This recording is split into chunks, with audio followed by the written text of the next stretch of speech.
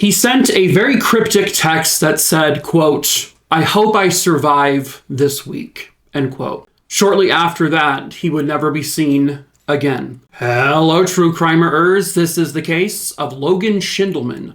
Viewer discretion is advised.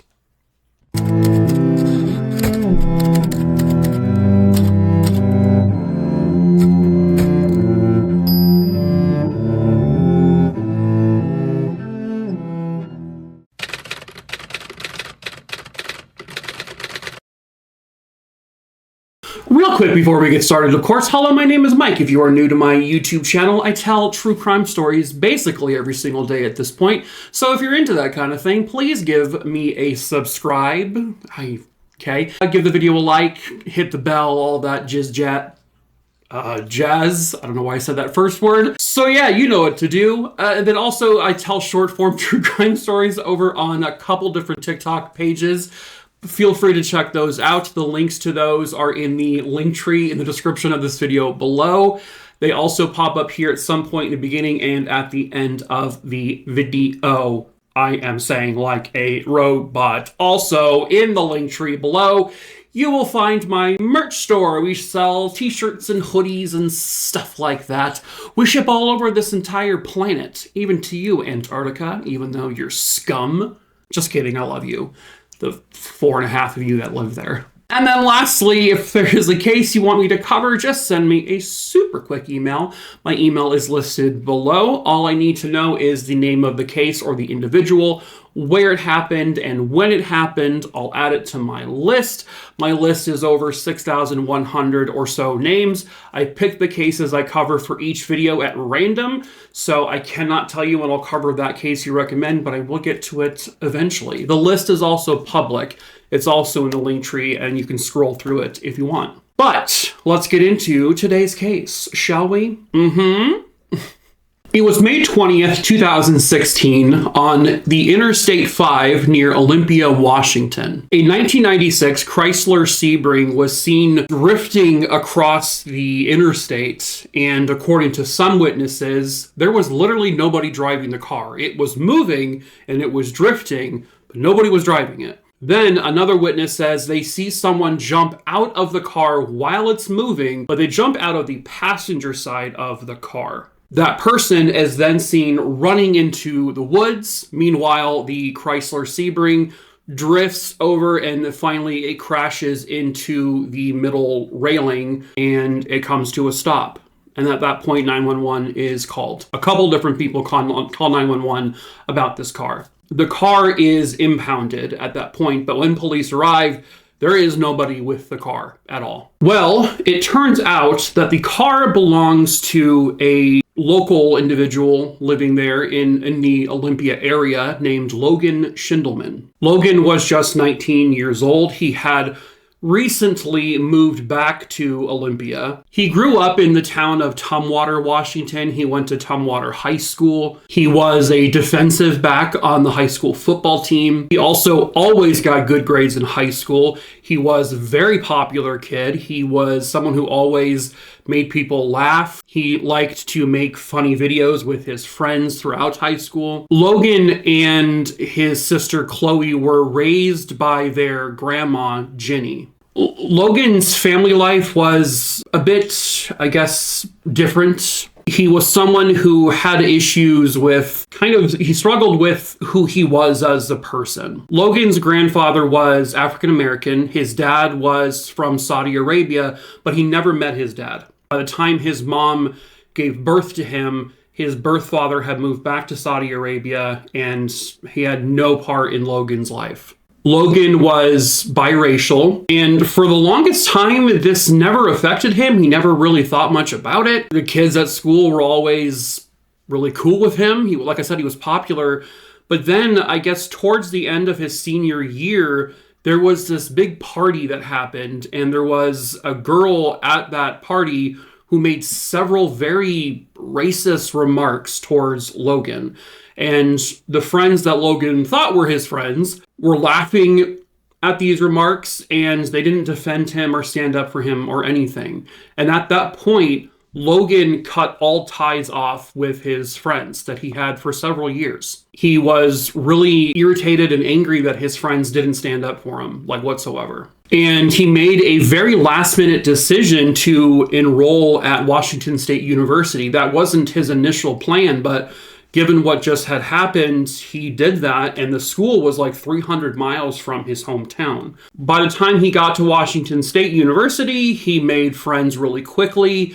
He was acclimating relatively okay, but his grades were not doing well. And he ended up just stopping going to his classes altogether, and he failed out of college within his first year. And at that point, he moves back to the Tumwater area and back into the house with his grandma and his step-grandfather. His sister, who I think was a half-sister, Chloe, she was also living at the house still, and she had recently had a boyfriend move into the house. According to several people, Logan and this boyfriend to his sister, they didn't get along well. Logan didn't like this boyfriend guy, that he was causing, I guess, issues or problems in the house. I guess Logan had told this to a friend or a family member, but he never really specified the problem the boyfriend was causing. He never had a chance, or basically by the time he could elaborate, I guess the next time he would have seen this friend or family member, he was already gone. On the morning of May 18th, 2016, Logan gets up. He seems to be in a relatively okay mood there in the morning. He sees his grandma Ginny in the kitchen, and Logan, I guess, says to her that he was going to be going away just for the weekend. She said to him, okay, well, what are you going to do? And so he responds with, quote, well, I had an epiphany. Ginny then says she didn't have time to talk that morning because she had to go to work. And he says, it's okay, I can't really explain it right now anyway. And she says to him, that's fine. When I get home later, we'll talk about it. He said, okay, we'll talk about it later. Ginny leaves the house, and then that was the last time she ever saw him again. When she got home from work, Logan wasn't there, and Logan didn't come home that night at all. That wasn't super out of the ordinary for him. He had done that from time to time, and so she didn't really think much of it. But when he wasn't home by the following day, she did become a little concerned. So Ginny ends up using one of those phone tracking apps to track Logan's phone. And when she does, she sees that his phone had pinged in Olympia, Washington, which is where I guess his birth mother lived. And so she thought, okay, he's just visiting his mom. But then she calls the mom, and he hasn't been there. A couple of days goes by. She does not hear from Logan. She doesn't see him. She even waits past that weekend where he said he would be going somewhere, even though she didn't know where that was or what his plan actually was. But even after that, he didn't come home or contact or anything.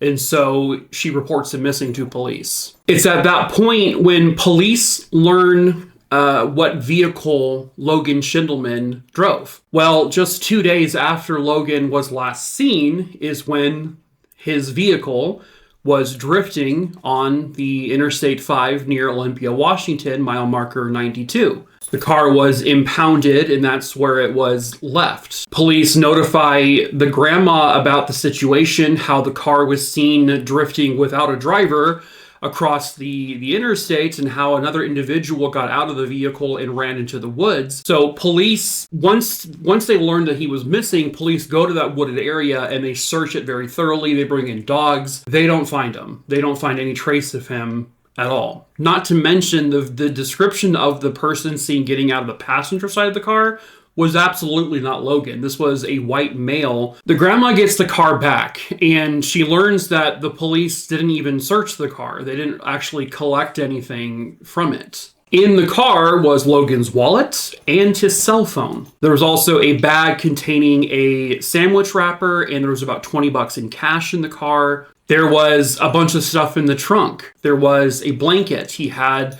I guess, a change of clothes. He had DVDs. It appeared as if he had packed to go somewhere for the weekend, like he had told his grandma. So police get in touch with the witnesses who saw the event on the interstate. They show a photo of Logan to this witness, and the witness confirms that's absolutely not the man I saw. That was not Logan who I saw get out of that car.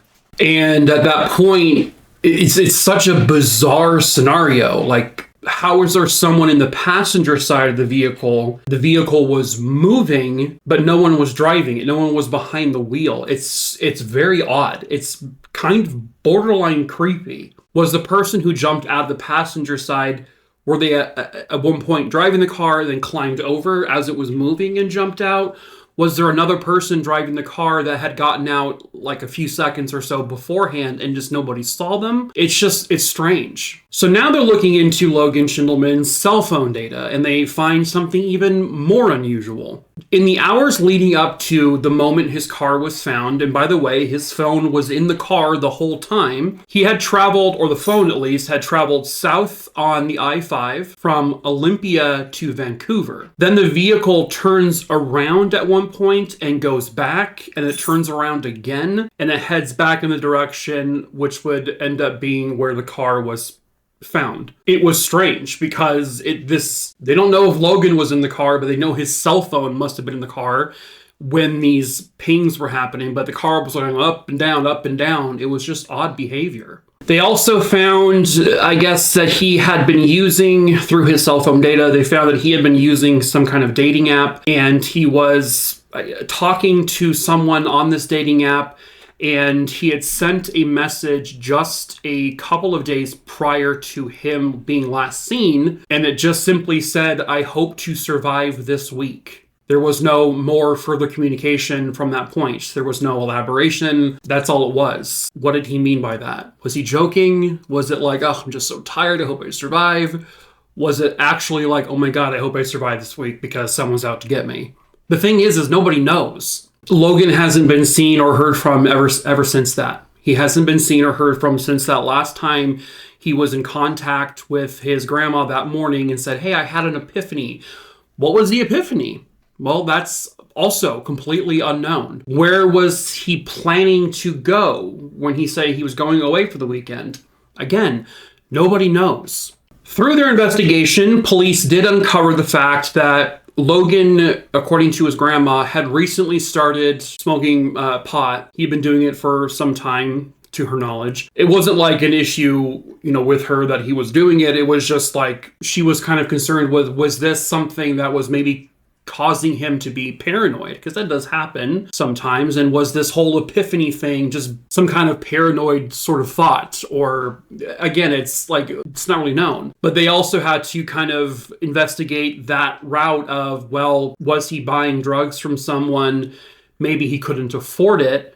Logan had been working. He had actually worked on the farm that his grandma and grandpa owned. He'd worked there. He also had other jobs he had worked. He was making money, pretty decent money, not like enough to like live on his own and support himself and all that, but enough. But was he not making enough to maybe pay off some drug debts? That's just a theory. They don't know if that has anything to do with this whatsoever. They don't even know if he had drug debts. They don't even know if he was purchasing it from a dealer. They don't know. They have very little information on it. Then they find out that there is kind of that rift in the family. So Logan hadn't really ever met the black side of his family, is how they put it. He hadn't met them until very, very recently before this whole thing happened. And he met them basically for the first time. There is belief from some family members that Jenny, his grandma, who's white, and they're living in a very prominently white part of Washington. This is like 80 to 85% population as white people. There is the speculation that perhaps she was deliberately keeping him from the black side of his family, that she was doing it for nefarious reasons. Jenny completely denies that. She says, actually, as a matter of fact, that side of the family never really reached out or never really asked about Logan. They never really asked to meet him, according to her. And so you have this back and forth. Was it causing a lot of friction? Was it causing a lot of mental was it weighing him down mentally that maybe it led him to just go somewhere and fall off the grid? And he did so deliberately. He just couldn't take it or handle it anymore. You do have that also, was he in a bad mental state that with this whole family rift, did it cause him to cause harm to himself? Again, they don't know.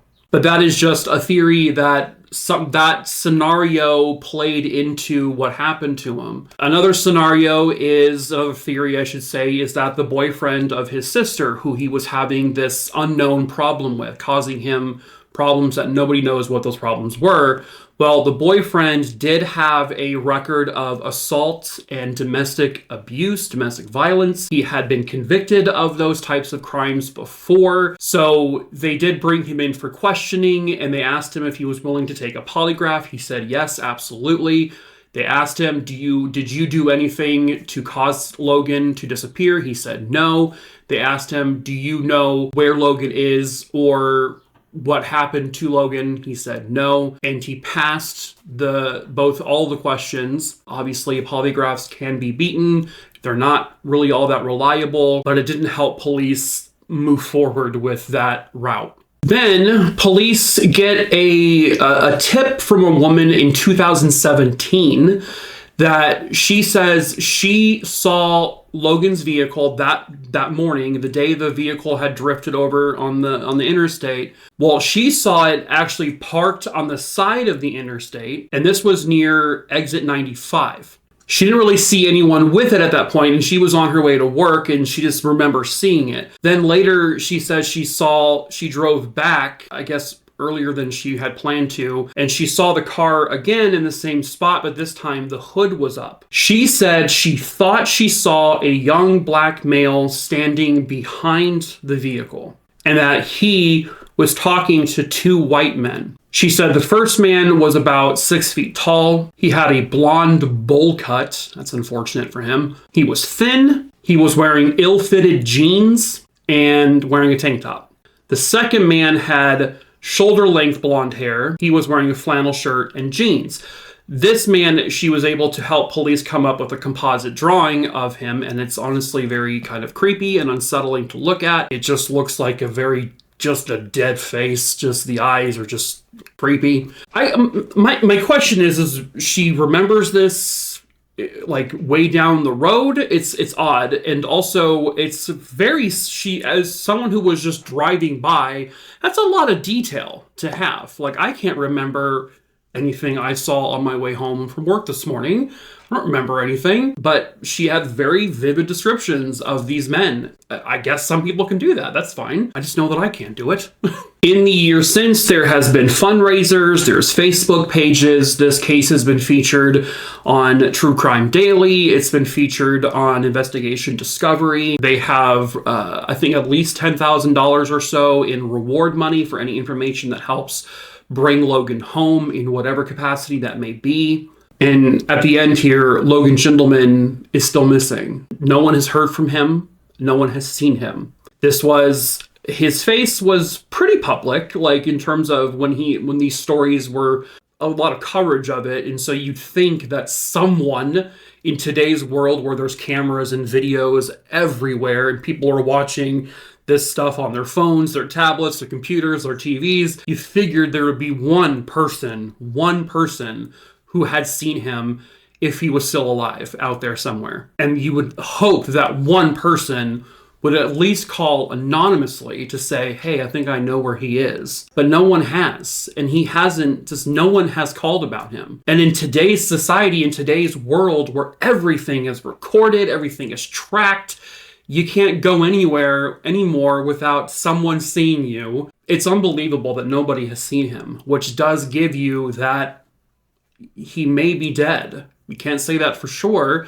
The police say they don't have evidence to suggest that he met with foul play. They don't have evidence to suggest that he's dead. They also don't have any evidence to suggest that he didn't meet with foul play. They also don't have evidence to suggest that he is alive. He's gone.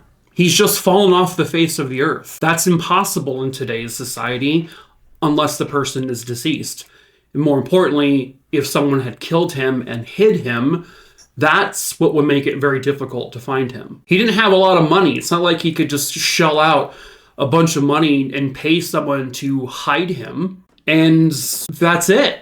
That's it. That's the end. There's no conclusion here. They don't know if he's alive or if he's dead. They don't know if this has anything to do with the racism he felt with or dealt with from his friends at his senior year in high school, that maybe there was someone involved in that group who was just more than racist. Maybe they were white supremacists or something, you know? You don't know. They don't know if it has anything to do with the family strife. They don't know if it has anything to do with the boyfriend of his sister. They don't know if it has anything to do with drugs or school. They don't know if it was depression or if he ended his own life. They don't have evidence to suggest anything. But there is that event with the car drifting on the freeway, his cell phone, his wallet, his trunk packed with things that implicated he was going away for a couple of days. All of that left behind in this vehicle that's drifting on the highway with no apparent driver, but some guy on the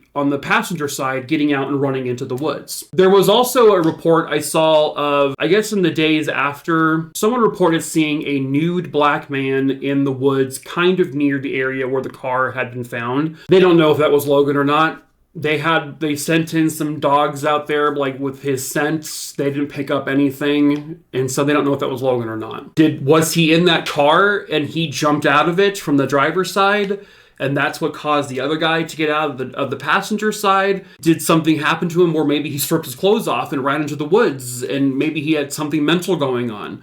You know, it's all a bunch of unknowns. It's a big, big question mark. The ultimate question being, where is Logan Schiendelman? A person cannot just dissipate into the atmosphere. This isn't Thanos snapping someone out of existence. This is a real person who's just gone, who was there and then he was gone. What's this epiphany he had? What did he mean when he texted, I hope I survive this week, to this random person on a dating app? What does any of it mean? Well, nobody knows. And so somebody somewhere out there, especially if you met with foul play, has got to know the truth. And maybe somewhere, somebody out there knows where he's hiding out, if that's the case. Someone has to know something in this day and age. And if that person is you need to come forward to police and tell them what you know. You can report your information anonymously. You don't have to say who you are. You just have to say what you know. That's it. If you have any information about the bizarre disappearance of Logan Schiendelman, 19 years old, from the Olympia, Tumwater, Washington area, please contact the Sheriff's Department investigating this case at 360-786-5500. You can also contact Crime Stoppers at 1-800-577-8477. There is a reward for any information that helps bring Logan home, again, in whatever capacity that is, hopefully alive. Logan has got to be out there somewhere, and someone out there has got to help bring Logan Schiendelman home to his family. But that is it for this case. True crime, a Rooney Dooney Dingleberry Dongs. I hope you found it interesting. As usual, please subscribe, give this video a like. You never know, the right person might see this video. And that's the hope, right? Or anyone's video on this case, not just mine, anyone's video. So yeah, please subscribe, give the video a like, hit the bell for that whole thing. Follow me over on my TikTok pages if you want to. Check out the merch store. All of that is in the link tree below. The links will be up here at some point soon. And that's it. Oh yeah, recommend a case to my email address, also listed below. And then I'll add it to my list and yada yada yada yada yada yada. What? Okay. Anyway, that's it for this video. Am I illuminated more so than usual? What, Mike? I don't know. I feel like I'm brighter. Not smarter, just brighter. Anyway.